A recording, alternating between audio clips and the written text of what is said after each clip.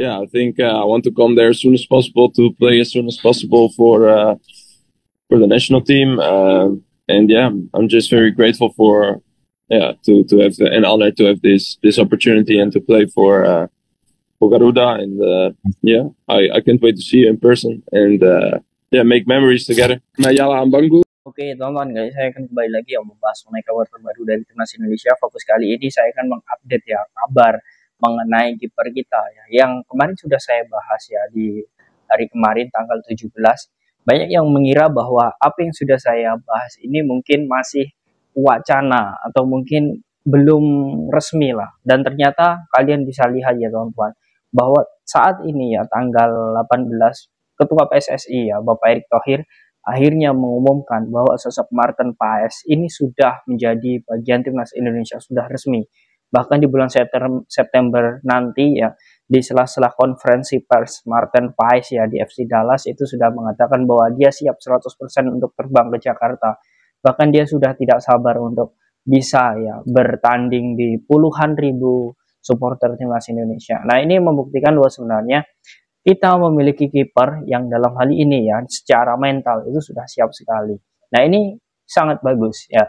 Kita kalau dilihat saat ini ya, banyak sekali yang mengira bahwa Martin Paes ini akan alot hingga sidang di CAS ini akan digulirkan.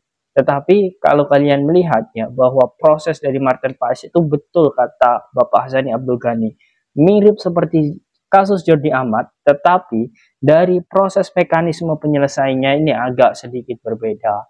Ya, saya kemarin sudah membahas bahwa kita bersyukur ya karena dibantu oleh Federasi Timnas Belanda ya atau Federasi Belanda. Ini sangat bagus sekali, kita bersyukur. Banyak mengira apa iya Federasi Belanda membantu timnas kita.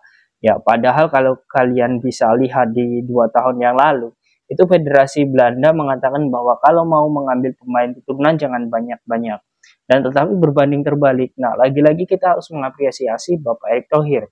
Dengan adanya bantuan dari pihak Federasi Belanda, ini membuktikan bahwa apa yang sudah dilakukan oleh Bapak Erick Thohir ini sudah di jalan yang tepat.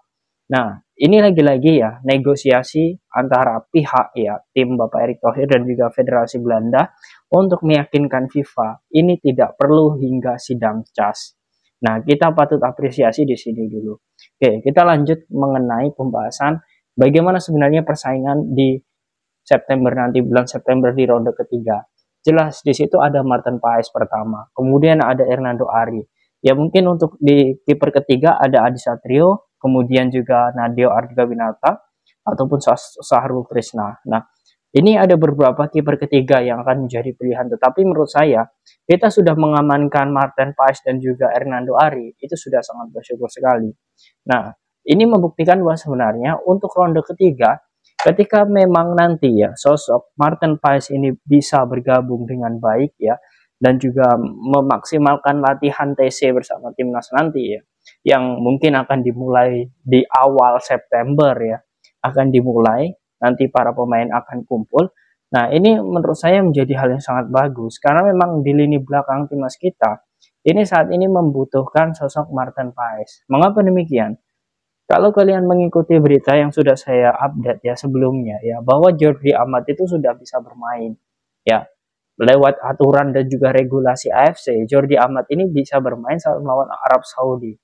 Nah, banyak yang mengira bahwa aduh, Jordi Amat ini akan membuat kita celaka dan lain sebagainya karena beberapa kali blunder. Tetapi kalian juga harus menilai bahwa tidak 100% itu kesalahan Jordi Amat. Bisa juga miskomunikasi, kemudian instruksi dari kiper tidak ada. Nah, artinya dengan adanya sosok Martin Paes, ini akan memudahkan sosok Jordi Amat juga. Jadi di sini kalau saya melihat ya peluang timnas Indonesia untuk menahan imbang Arab Saudi ataupun Australia di tanggal 5 maupun tanggal 10 itu masih terbuka lebar. Dan di sini kuncinya adalah bagaimana koordinasi dan juga chemistry ya dengan pengalaman ya Jordi Amat di Liga Inggris. Kemudian ditambah lagi pengalaman dari Martin Paes di Eredivisie dan juga saat ini bermain bersama FC Dallas di MLS. Yang menurut saya ini akan menjadi kolaborasi yang sangat luar biasa. Jadi tidak ada lagi ya teman-teman di sini mungkin dikotomi Jordi Amat kemudian menyalahkan Jordi Amat dan sebagainya, karena sosok Martin Paes ini juga sangat bagus. Jadi kalau saya menilai bahwa sosok Jordi Amat dan juga Martin Paes ini patut ditunggu, ya penampilannya ini patut ditunggu. Ditambah lagi kalau kalian melihat data statistik Martin Paes ya bersama FC Dallas untuk musim ini saja sudah bermain 25 pertandingan ya. 25 pertandingan ini sudah mencetak 8 clean sheet ya. Dan juga save-save penting bagi FC Dallas. Sehingga saat ini dirinya sangat ya bisa dikatakan menjadi idola baru lah. Bahkan klub seperti Torino, kemudian Empoli dan lain sebagainya itu sudah mulai mengincar Martin Paes ini. Ditambah lagi dengan penampilan apiknya bersama FC Dallas, teman-teman ya. Ini lagi-lagi informasi ya. Market value-nya ya itu sangat naik ya. Awalnya 17 miliar hingga 26 miliar. Ketika dirinya mungkin musim panas nanti ya ataupun ketika Major League Soccer ini usai dan FC Dallas ingin melepasnya dengan tebusan yang sangat tinggi, ya menurut saya tidak ada yang tidak mungkin ya. Martin Paes bisa saja ke Serie A ya, karena Major League Soccer ini bukan ya, mungkin banyak stigma ya yang mengatakan bahwa kalau MLS ini adalah tim ataupun liga yang di sini dibanjir oleh usia-usia yang sudah tua seperti Sergio Busquets, kemudian Lionel Messi dan juga beberapa pemain lain, Jordi Alba, semua pindah di sana. Bahkan yang terakhir di sini ya ada pemain-pemain bagus di situ yang pindah ke MLS ya. Dan ini membuktikan bahwa sebenarnya persaingan ya antara pemain muda kemudian pemain-pemain yang relatif sedang seperti umur 24 hingga 28 dan juga pemain-pemain tua usia 35 tahun ke atas di sini semuanya ada di MLS dan pengalaman ini jarang terjadi di liga-liga lain sehingga kompetisi di MLS hingga saat ini itu sangat ketat dan Martin Paes ada di dalam itu. Jadi kalau dilihat dari bagaimana pengalaman dan juga gaya bermain, ya menurut saya ketika melawan Arab Saudi dan juga Australia nanti itu sangat berpengaruh. Ya berpengaruhnya adalah di segi mental.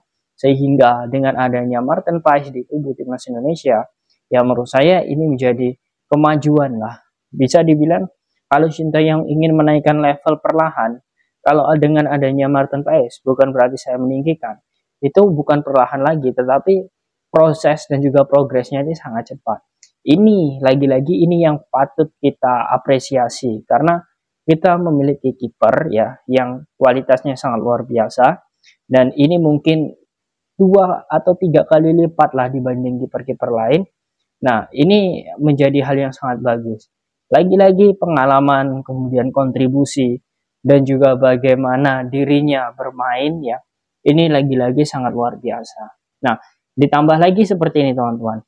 Kalau ya kita bisa memenangkan di laga awal saja saat melawan Arab Saudi atau bahkan bisa mengimbangi, kita setidaknya motivasi dan juga gaya bermain itu akan berubah ketika melawan Australia. Sehingga ya bukan hanya sosok Martin Paes saja yang kita perlukan.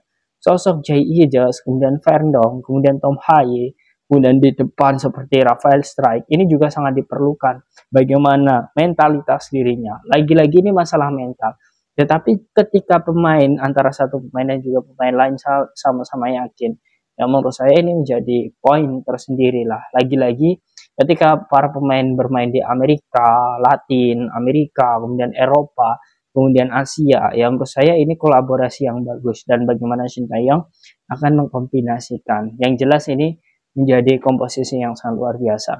Nah, bagaimana menurut kalian teman-teman dengan hadirnya atau debutnya Martin Paes di bulan September nanti? Apakah kalian yakin dirinya mampu untuk membantu timnas Indonesia mengalahkan atau bahkan bisa dibilang mencuri poin lah di Arab Saudi ataupun di GBK nanti? Seberapa yakin kalian? Silahkan dengan di kolom komentar.